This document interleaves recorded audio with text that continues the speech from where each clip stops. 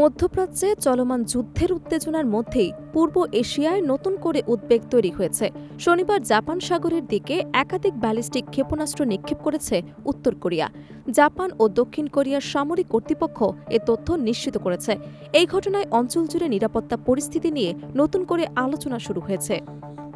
দক্ষিণ কোরিয়ার সেনাবাহিনীর দাবি, উত্তর কোরিয়ার রাজধানী পিয়ংইয়ংয়ের নিকটবর্তী সুনান এলাকা থেকে আনুমানিক 10টি ক্ষেপণাস্ত্র নিক্ষেপ করা হয়েছে। এসব ক্ষেপণাস্ত্র স্বল্প সময়ের ব্যবধানে ছোড়া হয় এবং পরে সেগুলো জাপান সাগরের দিকে গিয়ে পড়ে। তবে এগুলো ঠিক কোন ধরনের ক্ষেপণাস্ত্র ছিল সে বিষয়ে এখনও স্পষ্টভাবে কিছু জানায়নি সংশ্লিষ্ট কর্তৃপক্ষ। জাপানের প্রতিরক্ষা মন্ত্রণালয় জানিয়েছে, স্থানীয় সময় সকাল 4টার দিকে ক্ষেপণাস্ত্রগুলো নিক্ষেপ করা হয়। সেগুলো প্রায় 80 কিলোমিটার উচ্চতায় উঠে পড়ে প্রায় 300 কিলোমিটার দূরে সমুদ্রে আছড়ে পড়ে। যদিও এই ক্ষেপণাস্ত্র পরীক্ষার ফলে কোনো হতাহত বা বড় ধরনের ক্ষয়ক্ষতির খবর পাওয়া যায়নি। তবে এ ধরনের ক্ষেপণাস্ত্র নিক্ষেপকে অত্যন্ত উদ্বেগজনক বলেও মনে করছে জাপান ও দক্ষিণ কোরিয়া।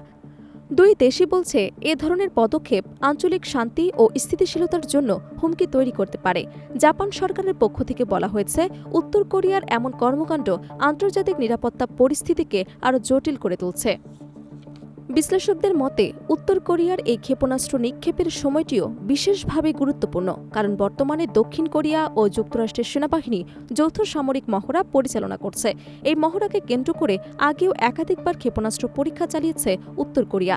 দক্ষিণ কোরিয়ার সামরিক কর্মকর্তারা জানিয়েছেন, যুক্তরাষ্ট্রের সঙ্গে যৌথ মহড়ার অংশ হিসেবে বিভিন্ন প্রতিরক্ষা অনুশীলন চালানো হচ্ছে। তাদের দাবি, এই মহড়া সম্পূর্ণ প্রতিরক্ষামূলক এবং এর লক্ষ্য আঞ্চলিক নিরাপত্তা জোরদার করা। অন্যদিকে উত্তর কোরিয়ার অভিযোগ ভিন্ন। দেশটির পক্ষ থেকে বলা হয়েছে, যুক্তরাষ্ট্র ও দক্ষিণ কোরিয়ার যৌথ সামরিক মহড়া আসলে উত্তর কোরিয়ার বিরুদ্ধে সম্ভাব্য সামরিক অভিযানের প্রস্তুতি। তাই নিজেদের নিরাপত্তা নিশ্চিত করতে তারা ক্ষেপণাস্ত্র পরীক্ষা চালাচ্ছে বলে দাবি করেছে পিয়ংইয়ং। বিশ্লেষকরা বলছেন, দীর্ঘদিন ধরেই কোরীয় উপদ্বীপে উত্তেজনা বিরাজ করছে। উত্তর কোরিয়ার ক্ষেপণাস্ত্র ও পারমাণবিক কর্মসূচি নিয়ে আন্তর্জাতিক মহলে উদ্বেগ রয়েছে। এরই মধ্যে বারবার ক্ষেপণাস্ত্র পরীক্ষা চালানোয় পরিস্থিতি আরও জটিল হয়ে উঠছে।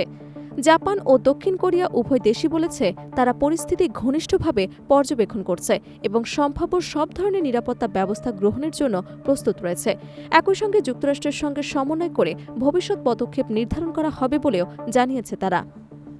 সব মিলিয়ে উত্তর কোরিয়ার সাম্প্রতিক ক্ষেপণাস্ত্র নিক্ষেপ পূর্ব এশিয়ার নিরাপত্তা পরিস্থিতিকে আরও আলোচনার কেন্দ্রে নিয়ে এসেছে।